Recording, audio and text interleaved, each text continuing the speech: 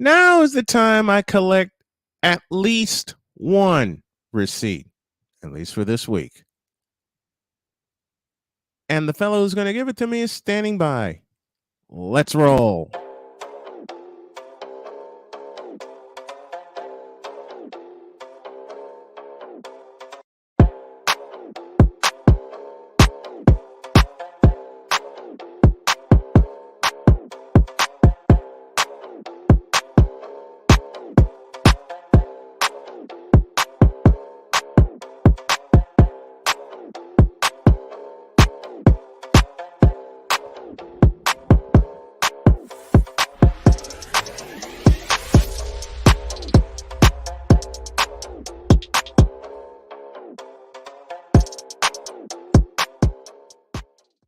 Good afternoon, everyone. Welcome to this edition of the Sports Senseis Unleashed. I'm Brian. That's Drew.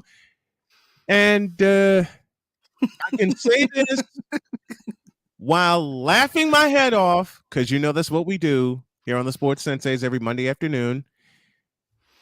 And I will say it the way my wife said it for everyone that doubted. Give me my receipt, fool.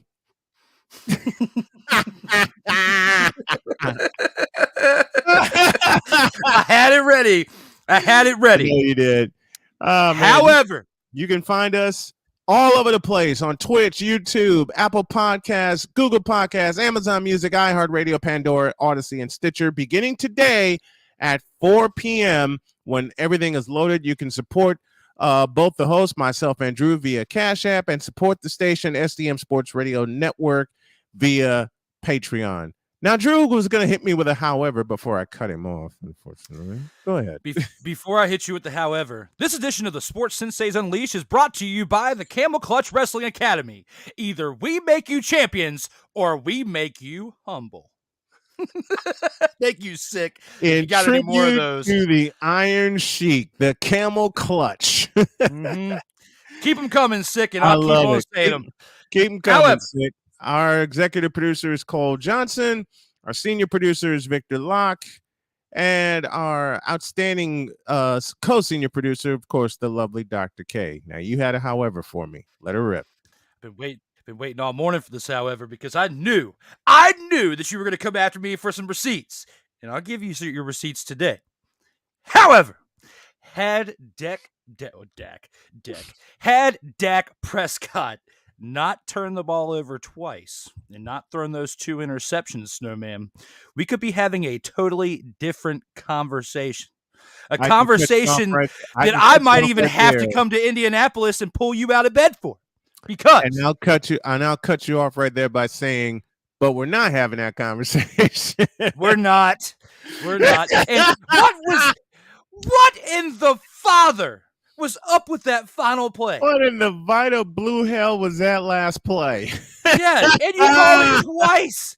You had one opportunity to fix it when they called it when San Francisco called the timeout. You had an opportunity to go with something different. Absolutely. You've been watching too much of the Music City Miracle there, Mike McCarthy, because there was no way in hell that was going to happen.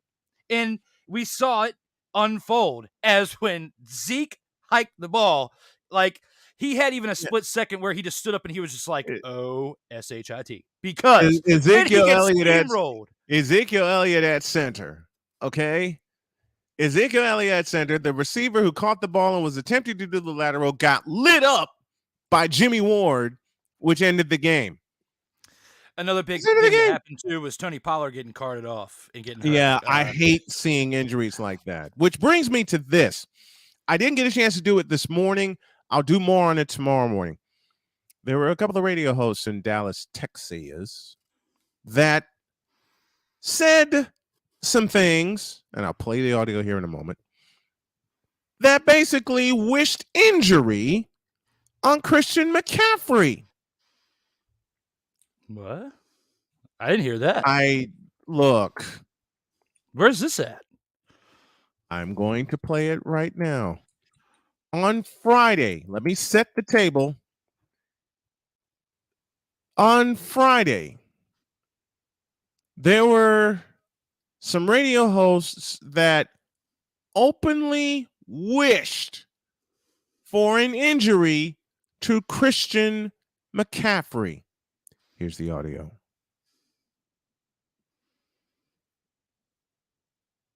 Courtesy of the SF Niners. Here we go. Here it is.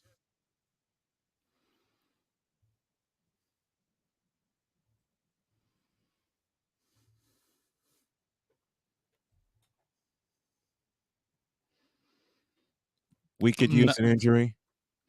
I'm not hearing anything. Oh, you didn't hear it? Mm-mm. I know what to do. But what they said was we could use an injury. One of those said we could use the injury, and the other backed him up by saying a hammy would be good. To Christian McCaffrey. Was this like a kind of like a Skip Bayless, like a closet Dallas Cowboys supporter or whatnot that was saying this? This was from 105.3 The Fan in Dallas, Texas. Does that answer your question? Yeah. So then that bad juju came back to haunt them, and he put a hoax pretty much on the Cowboys because Tony Pollard was the one that got injured. Mm-hmm. Now, keep in mind, and I'm going to go over the stats real quick. Zeke had 10 carries for 26 yards, and Tony Pollard only had 4 less carries. And he was knocked out at the beginning of the game and was still 6 of 22. And Zeke was 10 of 26. So even though the numbers aren't that much different as far as average per carry, he had an extra 1.1 yards per carry than Zeke. Yep. That changed the whole tide of the game. Now, I'm not saying that Tony Pollard would have gone off that 100 yards because that 49ers defense is nasty. And I've been acknowledging that all year long for you because that's the reason why you are here is because of that defense. Now, Brock Purdy has played great under pressure. He's probably been one of the best rookie quarterbacks we've ever seen, let alone maybe one of the best rookies we've ever seen, handling the pressure and staying poised in those moments. Now, early on, when the first week of December happened and Brock Purdy got thrusted in there, I was one of the biggest haters saying, no, you are not going to the Super Bowl. However, Snowman, you still have one more game to get to. One more. And speaking of however, Snowman, speaking of howevers, this, however, by Drew Willingham is brought to you by the Southside Slapbox Academy. May the scrapping be slapping. Slapping. All right, here's the clip. Here's the clip again. The audio clip from here, right there. It is paying dividends. He's made it unfair. He took them. He's healthy now. Carolina, he couldn't stay healthy. Now he Denver gets hurt. We could use an injury. We really could. Yeah, hamstring.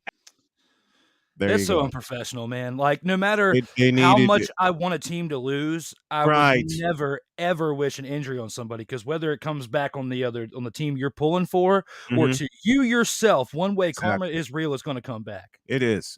Karma is very, very real. And it happened to the Cowboys yesterday a few times over. The interceptions, the injury to Pollard, the last play of the game. We don't even need to get into that. And the fact that Christian McCaffrey is healthy. Now he's dealing with a calf issue because they were making sure that the calf stays warm. From what I'm hearing so far, they're going to rest him today and they're going to rest a few players and get ready for the trip to Philadelphia. We'll keep an eye on that throughout the course of the week. But since Christian McCaffrey has been in San Francisco, A, he hasn't missed a game. B, he's been almost completely healthy. And C, he has paid dividends for the 49ers. And the 49ers, like we talked about this morning, weren't supposed to even get him. Well, he's been utilized correctly. That's the difference between what's been done when he was in Carolina and now. He's got an actual real head coach he's working with that will utilize him and the rest of the pieces around him. There's in the best part about watching at least this offense is there's no egos on the team. You got Ayuk, you got Deebo Samuel, you got George Kittle, who made that fantastic grab. If it wasn't for that circus catch that he made, they don't finish that drive. They wouldn't have finished the drive. The game would have gone into overtime, and anything can happen at that point. So with that catch right there, that was the play of the game right there. It was a hell of an effort. But wishing injury on another team, of course, Christian McCaffrey does have a history of injuries, but he's in a totally different system now where he's got the 1-2 punch between him and Elijah Mitchell. So when you're utilized correctly, you don't, your risk of injury, drops down quite a bit. We saw what happened with Trey Lance and Jimmy Garoppolo. Mm-hmm. They're on their last ditch effort with Brock Purdy, and they're keeping him upright, and they're proving to the whole entire NFL they learned their lesson from the first two quarterbacks going down. And now, for let's them, show some love to that 49er offensive line, because Dallas had 2 early sacks in the ball game. But we're talking about ball game. We were just talking about unprofessionalism with the radio host saying what he said. Mm-hmm. I have to at least call you out on this, even though part of it was a little bit humorous. The beginning before the game, when Trent Williams and I forget who the other one was, the one that went over there, Robbie Gould, were going over there, and they were giving some hell to Brett Maher for his missed extra points last week and his rough go about it and trying to get in his head. Right. And that first one he missed yesterday, it was blocked. Yep. But he did at least bounce back, and he didn't let last week haunt him. But I will say this. If you want to have a chance at beating the Eagles next week, you cannot be doing that stuff and trying to taunt them, because it's going to come back and bite you against the Eagles, because they're a different team than what you've played the entire year. And it just might improve. In fact, Sig Diggy said it best from Norway.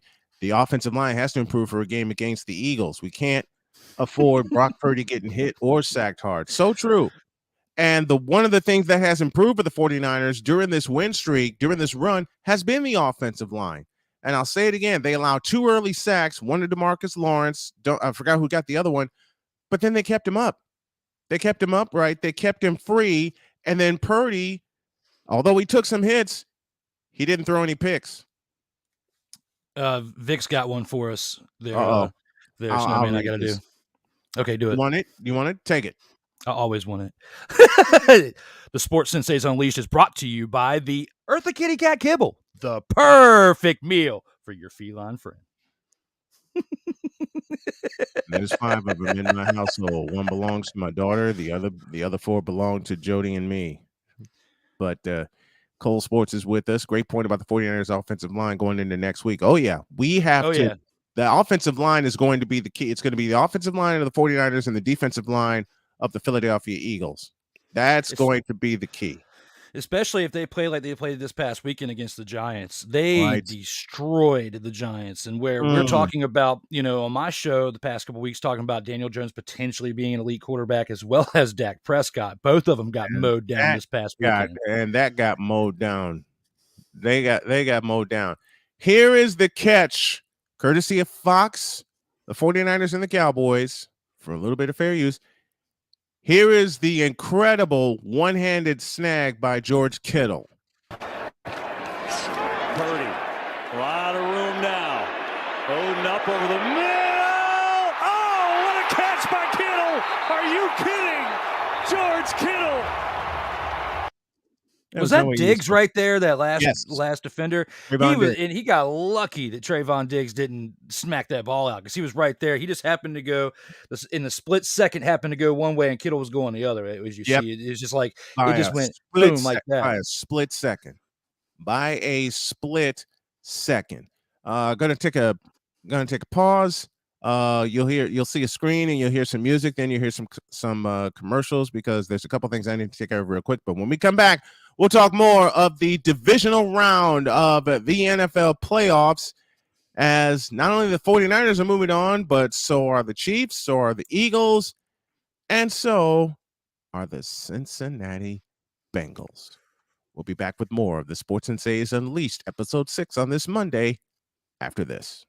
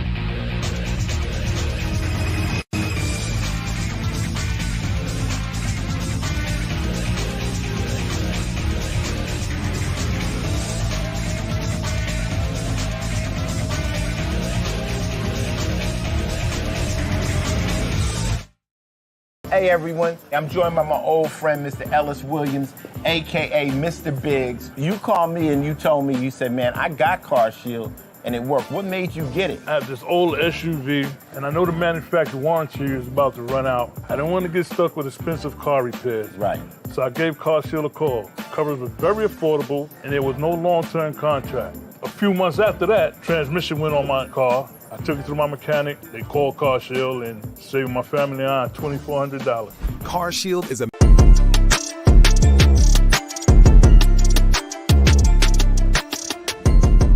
I hate when I push the wrong button, which I did. It's the Sports Senseis Unleashed, episode 6 with Drew and Brian, and we're back here talking NFL divisional playoffs. Let's go to Philadelphia. The Giants got mauled. Period. The Giants got, let me use my dad's words. The Giants got killed. Period. They got mauled, they got destroyed, they got demolished, they got any other adjective you can think of. My favorite one is they got mollywopped. Like they got mollywopped Oh from my start gosh. to finish. It was horrible. I watched the highlights of that game because the first alert I got didn't even tell me it was 7-0. The first alert that I got, because I called it a night early because wife and I were up early, that it was 14-0. That's the first alert I got. I showed it to Jody and we were like, we're going to bed. Hell with it. Game over. 38-7 was the final score. And Philadelphia indeed will host the NFC Championship game. We'll dive into that in a little bit. But how big of a difference to have a healthy Jalen Hurts leading the Philadelphia Eagles at quarterback? It's going to be interesting to see how things pan out, this upcoming weekend, because, I was the one saying that Jalen Hurts himself was banged up going into this past game, which Yes. their bye week helped out tremendously. Man, it did. Tremendously, because it definitely showed this past weekend when playing the Giants. When you go up in a divisional game, a rivalry game, and you destroy them 38-7, it is absolute travesty as a Giants fan to watch that game. I mean, people were cutting that game off at halftime, Snowman. 28-0 at the half. Like, and I was calling. I posted an actual thing on Facebook saying, if only they could just trade their uniforms for the Jacksonville Jaguars for the second half and have a comeback like they did the week before, they might actually be able to come back. No, but they not with this bunch. But Jalen Hurts against the 49ers this week and Brock Purdy versus the Eagles this upcoming week is going to be a very interesting matchup because both defenses are on fire, especially after what you saw against the Giants team. Now, the Eagles playing the 49ers, probably their best matchup of the season, and vice versa for the 49ers and the Eagles. Yes. It's going to be interesting to see how both offenses handle each other's defenses. Because Rob Johnson for the Legacy Maker Sports Network said it best yesterday. It's going to be tough to call both of these games because all four teams have a shot at making the Super Bowl. Mm-hmm. And we got a rematch of last year's AFC Championship. The Chiefs are now gone to 6 straight AFC Championship games, and the Bengals beat them last year. So anything could honestly happen there. And then when you throw in the factor of Mahomes and the ankle injury, I mean, the AFC is just wide open with that one. I feel like our closer of the two games will be in the NFC Championship, though. It's going to be like yesterday's matchup with the Cowboys. I believe that, too. That's going to be the first game at 3 o'clock from Philadelphia, 49ers and Eagles for the NFC Championship, and then the AFC Championship from Arrowhead Stadium in Kansas City, 6 o'clock, 6:30 kickoff. Chiefs and Bengals Part 3. Wow. My apologies. And part 2. It was 5. My bad. I thought it was 6. Yeah, 5 straight AFC championships. And it's part 2 AFC championship style for the Chiefs and the Bengals. Let's go to the AFC and let's go to Rich Stadium in Orchard Park, New York. You want to talk about a mollywhopping? That's what happened to the Buffalo Bills yesterday. 27-10, the final score. And we talked about it this morning, and it's something that you love being old school, as do I. When you have a balanced offense, 95% of the time, you're gonna win the game. And for the Cincinnati Bengals, 270 in the air, 173 on the ground. total of 440 plus yards on offense. The first 2 drives of the game told the story. Snowman, you are absolutely correct with that. When you look at the divisional games that we had this past weekend, I mean, you do say about the Bengals mollywhopping the Bills, and the Chiefs had a close one with the Jags. I mean, it could have gone either way there. With them fighting and clawing their way back. But the biggest mollywhop of the weekend, in my opinion, was the Eagles and the Giants. From the second possession of the game, I just knew the Giants weren't coming back unless the Jaguars and them switch uniforms at halftime. There's the only way I knew they were going to come back. But 28-0 at halftime is no joke. A bigger deficit than what Jags faced the week before because they were only down by 20. They were down 27 at halftime.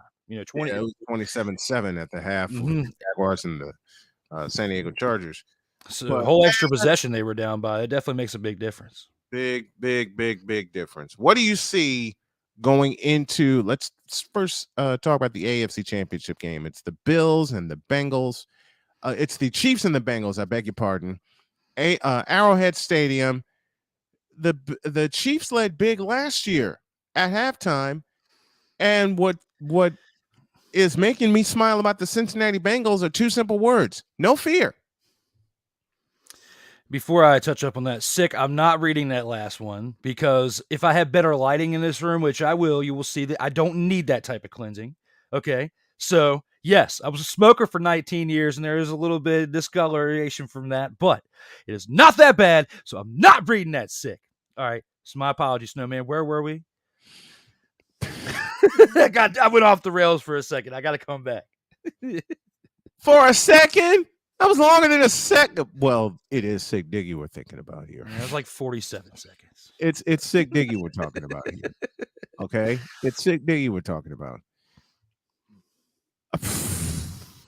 No, Red, we put up I won't read it either. Yeah, I won't read it either. Come on, Sick. There is no fear with the Cincinnati Bengals going into Sunday at Arrowhead Stadium. I mean, I think that there should be fear against the Cincinnati Bengals, considering the fact that you lost to them last year. You got Patrick Mahomes banged up, and he limped his way off the field when, keeping that team in the game yesterday. So, you got a little bit extra time to heal because you are the late game. But when you put everything into perspective, especially when it comes to your wheels and the fact that that is his planning foot, it changes the whole perspective because he's a mobile quarterback. Yes. Yes, he can stand tall in the pocket and sling it around. And if he has to be a pocket quarterback that game, he'll do it and keep the game close. But Joe Burrow has no limitations. He's still healthy. He's still standing tall. He's still making the plays that he has to make to get to this point. And they got to that point last year and they succeeded and went to the Super Bowl and they could have won. So I think that this year, if the Bengals win the AFC Championship, they are going to win the Super Bowl this year. Victor has a prediction in the words of one Tom Grossi. Very, very fun channel to watch. Very fun videos to watch. The kitty will once again go meow. So Victor's laying a prediction down, and he's picking the Bengals. Who are you picking? I'm picking the Bengals too because just like Cole said, a limp Patrick Mahomes with no Tyreek Hill in this game. That's another big thing that nobody's really talking much about is you don't have Tyreek Hill this year. Yes, you're spreading the ball around and you still got some decent talent around you, but Tyreek Hill was a big difference maker. And with him leaving and talking all that smack about Tua being just as good as Patrick Mahomes, and now he's sitting on the outside of the playoffs looking in, wishing probably that he would have just shut his mouth and stayed in Kansas City and signed a 1-year deal at least and stayed there and got another ring. Because if Kansas City doesn't make the Super Bowl this year, it is all because of that factor, in my opinion. I've got the Bengals winning 28-21. I have the Bengals winning 28-24, and it won't require overtime this trip. Now to the NFC Championship, which is oddly enough the earlier game. That's how they planned it. I will make my prediction right here, right now. I did it earlier this morning. I did it last night on a couple of friends' channels. I can honestly tell you that both teams have my rooting interest. I love what Philadelphia has done to build their team. And, of course, been a 49er fan since 1981. If this shirt doesn't tell you anything. I'm going to call for it. San Francisco 17, Philadelphia 14. It will come down to the last. Here's what'll happen. It'll come down to the last defensive stand in the ball game, and Cole just said they have to run the ball a lot better. Now, granted, we wound up with 153 yards, but most of that came late. Most of that came in the second half. We've got to hit the ground running in Philadelphia, because if we let Jalen Hurts and the Eagles get off to a fast start, there's no coming back for Brock Purdy and the 49ers, because they're not built that way. However, in the immortal words of my partner, the defense of San Francisco will set the tone, and the running game of San Francisco will indeed set the tone. I've got the 49ers by a field goal, 17-4. It's going to be a field goal difference. My score is 17-14. I wouldn't be surprised if it's higher than that, but it'll come down to a field goal, and it'll come down to a defensive stand by San Francisco. I am conflicted when it comes to this game. You and me both. Because of the severity of the matchup between the two teams and how good both teams are. Mhm. I've been picking against the Eagles, and it could be because of the NFC East rivalry with the team that I have. And, I do want to see an NFC East team go to the Super Bowl. I didn't want it to be the Eagles. I wanted it to be the Giants, because I had a feeling that if you had faced up against the Giants this week, it'd be just as detrimental of a matchup as with the Eagles. Yep. However, I told someone that while giving this prediction on the Sports Senseis Unleashed, I would take a shot for them for the first time in 6 months. So this shot is for you. I'm picking the Eagles to win 21-20 in a nail biter of a game. It's going to be a slobber knocker. The 49ers try to go for 2 on the last play and miss it, and that's why they lose 21-20. It's going to be a slobber knocker, man. I am just as conflicted as you are, because, as I said, I got rooting interest in both teams. I have a rooting interest in both teams, and I'm not afraid to admit it. I am the first one to say I love both Faithful to the Bay and Fly Eagles Fly, because with the way the Eagles have come together this year, it's going to come down to the final. It's going to come down to the final possession. Cole Sports in the chat.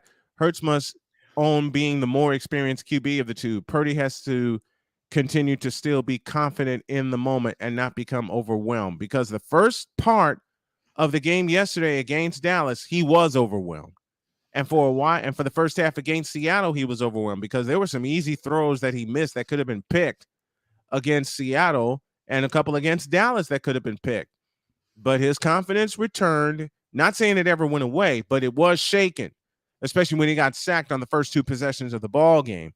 And then Dak Prescott gave the 49ers a gift in the form of that interception, which they turned into a field goal. They have the Niners defense must take the ball away.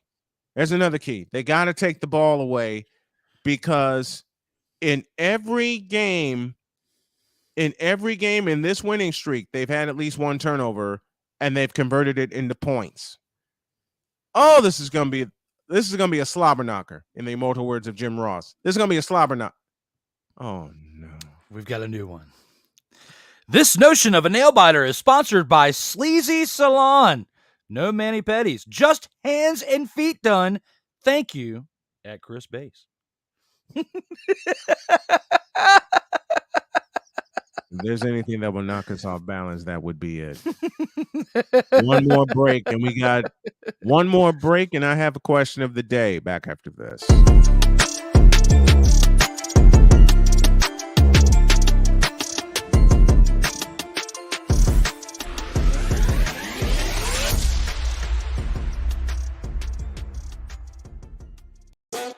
The original Think Drink is back. Level up with proven ingredients formulated to crush your competition. No gimmicks, no jitters, no messing around.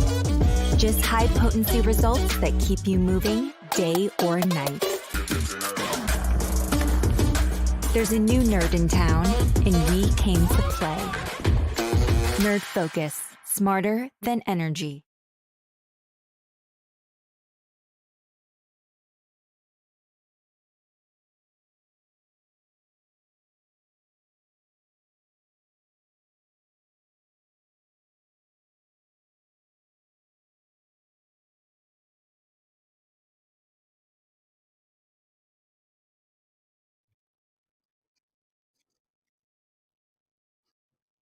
Oh, yeah.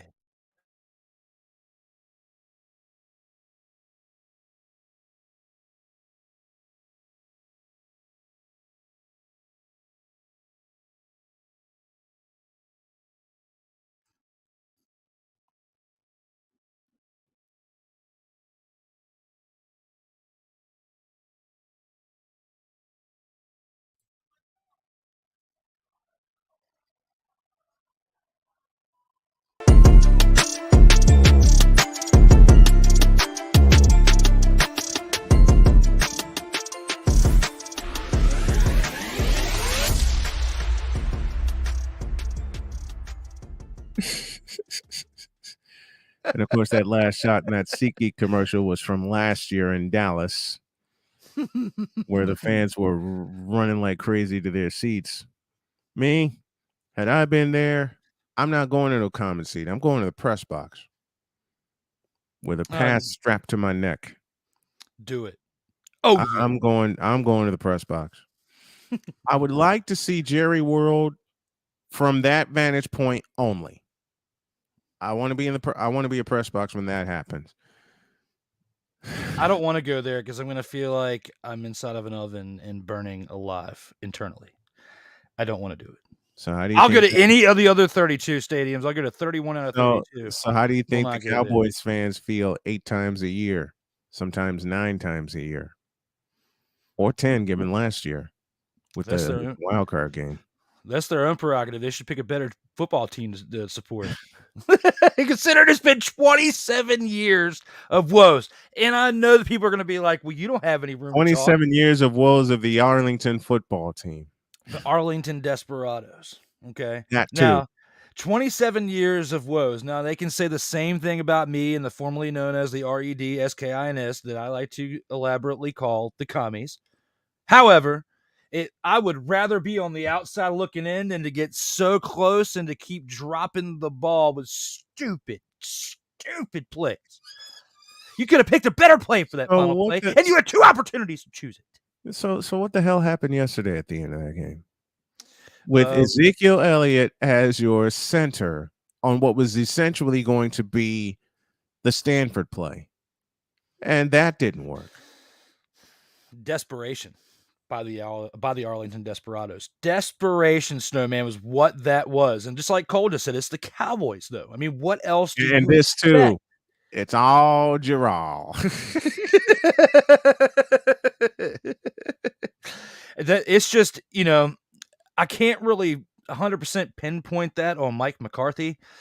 And Dan Quinn's, defense only allowed 19 points to the 49ers that have been steamrolling teams, scoring like an average of 28 to 30 points per game. Yeah, so I was going to say at least 28 to 30, but you said 34. So yeah, they're scoring an average of 34.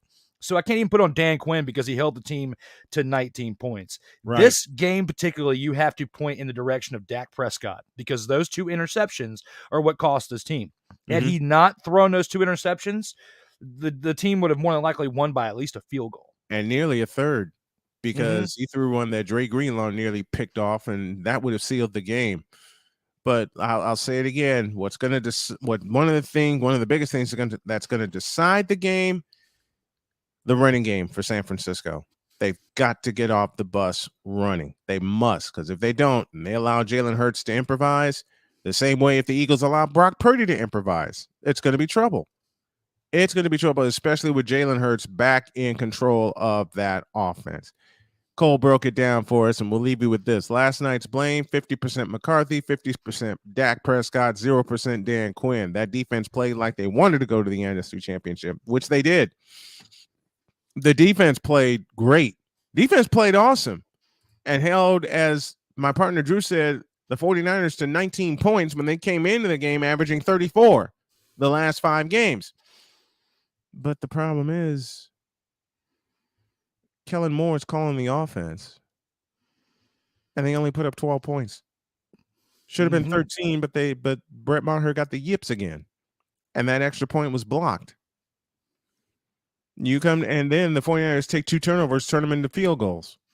There's your 7-point difference right there. The blocked extra point and the 2 turnovers that the 49ers turned into 6 points into field goals.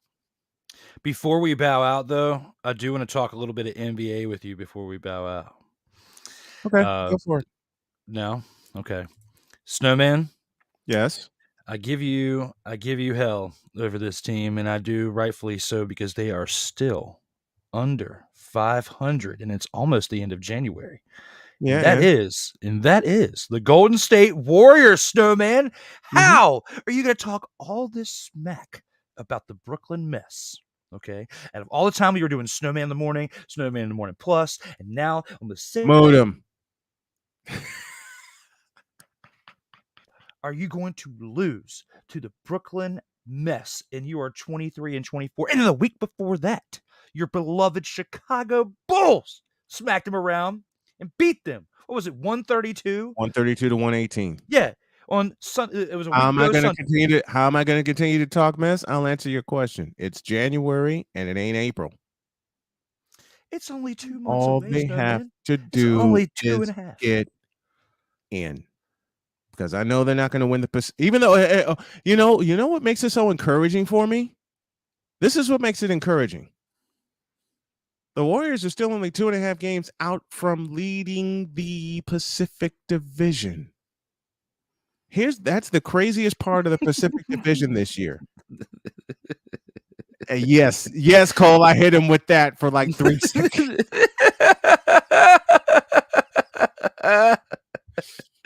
One, I had to out of pure unadulterated laughter, and two, it's in good nature fun. But I'll say it again: 2.5 games out from leading the Pacific Division because the Kings are on top, the Warriors are competitive, the Suns are competitive. Yes, we lost to the Brooklyn mess, but I'm waiting for April for the mess to become the mess. All right, they're still within striking distance of the Pacific Division lead. And I've had someone tell me the Pacific Division was this year's tank division, which it's not, because everybody is competitive in that division. Everybody is competitive in that division.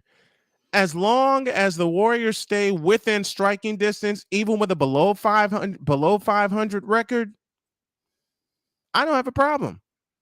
And if they don't make the playoffs this year, I don't have a problem with that either. Here is what frightens me going forward for Golden State. Another year of turnover, because they're going to lose quite a few players after this year is done.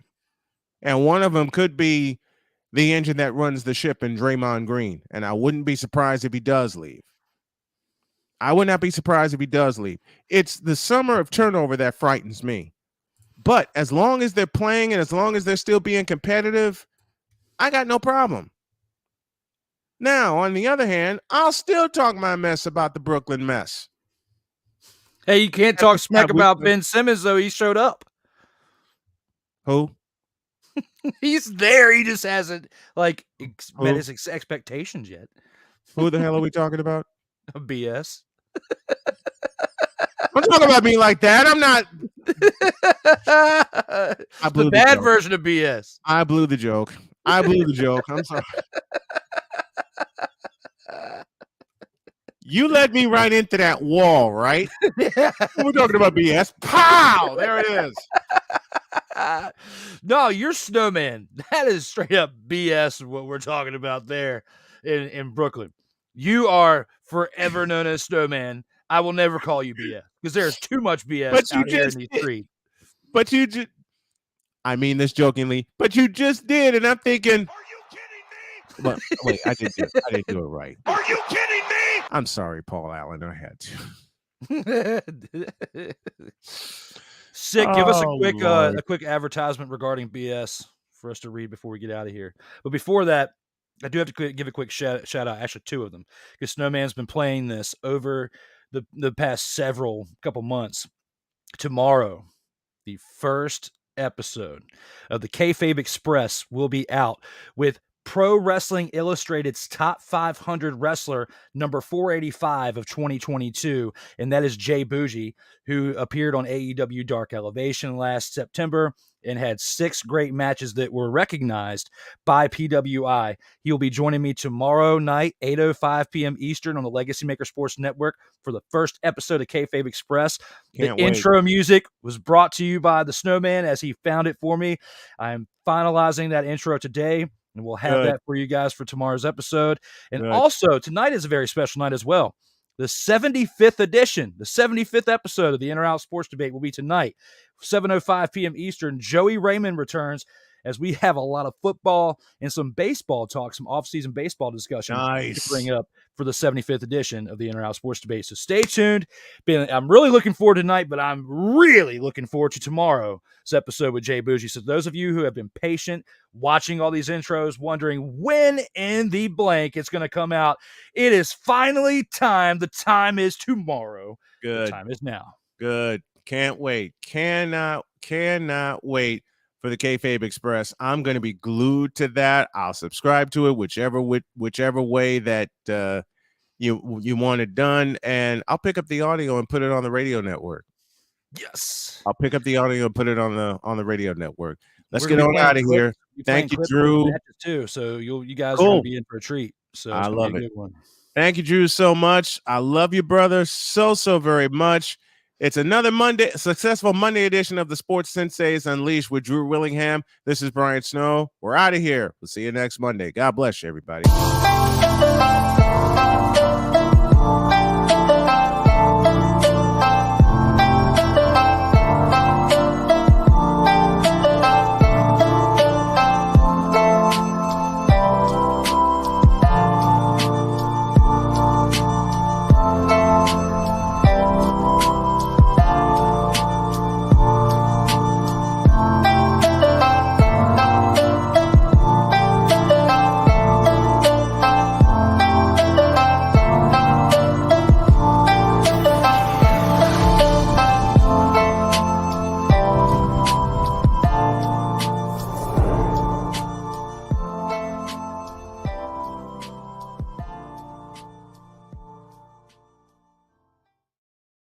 You know, my daughter was laughing at me last week when I had Winnie on the show. Oh, yeah? I don't understand why. See you next Monday, everybody.